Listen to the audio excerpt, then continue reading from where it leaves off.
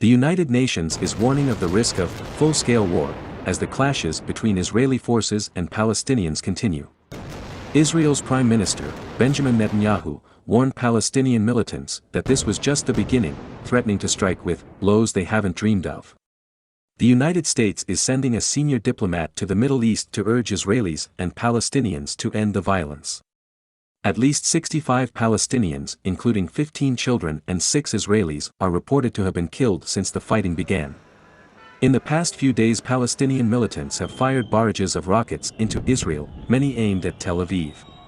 Israel has carried out a heavy bombardment of Gaza, launching hundreds of airstrikes.